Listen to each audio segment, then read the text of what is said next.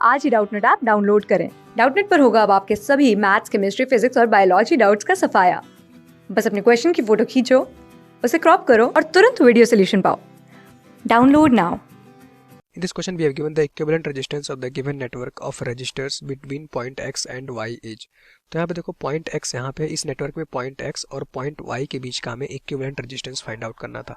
तो इस तरह के क्वेश्चन हो तो आप देखो point x और y के बीच में आप सिंगल एक रेजिस्टेंस आपको चाहिए, मतलब point x यहाँ पे था और point y यहाँ पे था, तो इन दोनों पॉइंट के बीच में आपको सिंगल एक रेजिस्टेंस कन्वर्ट करना है और लेट्स से हमारे पास जो इक्विवेलेंट रेजिस्टेंस था उसकी वैल्यू हमें कैलकुलेट करनी थी।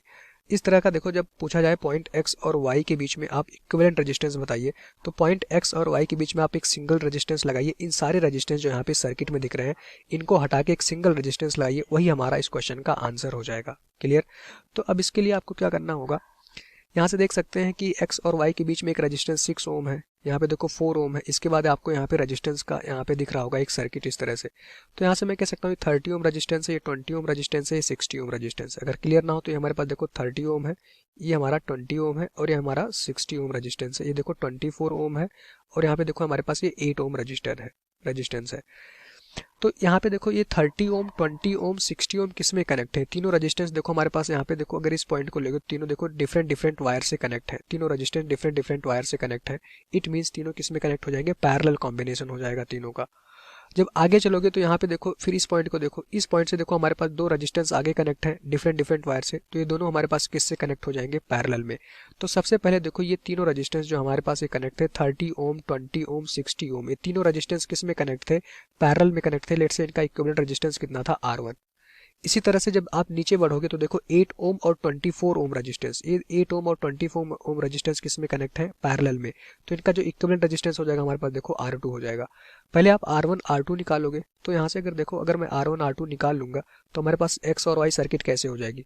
X के आगे देखो हमारे पास एक रेजिस्टेंस था 6 ओम, फिर जब आगे आऊंगा इन तीनों की जगह पे मैं एक सिंगल रेजिस्टेंस से रिप्लेस कर दूंगा, वो हो जाएगा हमारे पास देखो R1।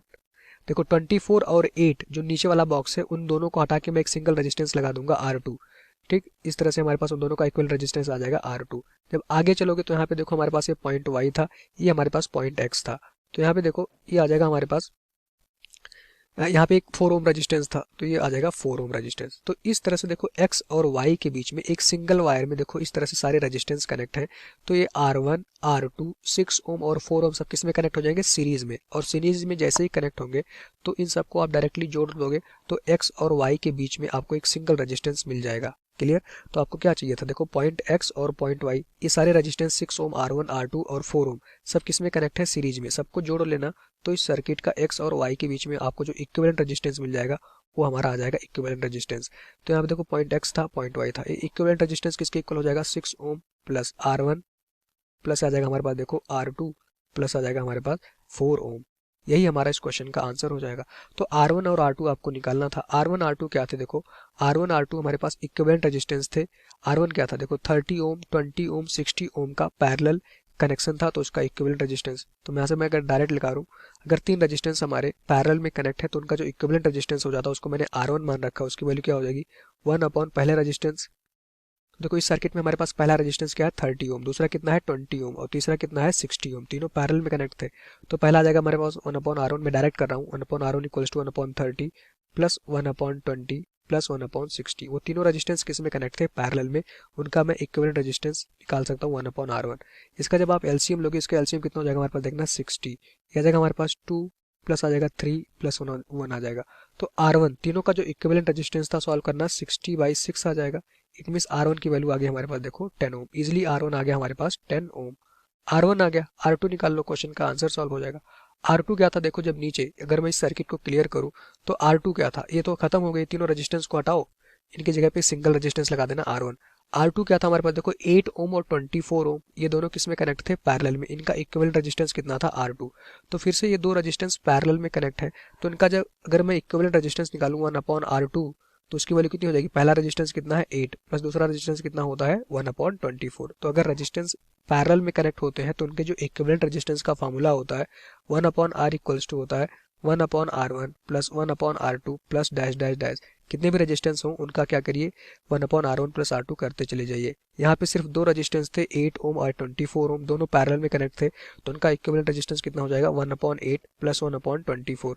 सॉल्व कर लेना, तो यहाँ पे देखो 1/R2, इसका जो एलसीएम आता है इसकी वैल्यू आती है हमारे पास 24, इसका एलसीएम कितना आ जाएगा हमारे पास देखना 24 डिवाइडेड बाई, सॉरी एलसीएम 24 आ गया, इसको सॉल्व कर लेना एलसीएम लेके, इसकी वैल्यू आती है हमारे पास 3 + 1।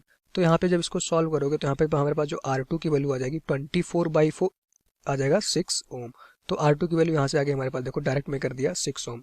R1 R2 आपको पता चल गए, तो X और Y के बीच में जो इक्विवेलेंट रेजिस्टेंस था आप कैलकुलेट कर सकते हो, वैल्यू पुट कर देना। 6 R1 कितना आया था 10, R2 कितना आ गया हमारे पास देखना 6 प्लस यहाँ पे आ जाएगा 4। सबको सॉल्व कर लेना, आ जाएगा हमारे पास देखो ये आ जाएगा 6 + 10 16 + 4 20 + 26, 20 + 6 26 आ जाएगा। तो X और Y के बीच में जो एक सिंगल रेजिस्टेंस था जिसकी वैल्यू हमें कैलकुलेट करनी थी उसकी वैल्यू कितनी आ गई 26 ओम। यही हमारा इस क्वेश्चन का राइट आंसर हो जाएगा। तो X और Y के बीच में जो इक्विवेलेंट रेजिस्टेंस उसी को बोला गया है उसकी वैल्यू कितनी आ गई 26 ohm. It means option number b is the right answer. Thank you. Class 6 से 12 से लेके नीट, IIT, जेईई मेंस और एडवांस के लेवल तक 10 मिलियन से ज़्यादा स्टूडेंट्स का भरोसा। आज ही डाउनलोड करें डाउटनेट ऐप या व्हाट्सएप कीजिए अपने डाउट्स 8400 400 400 पर।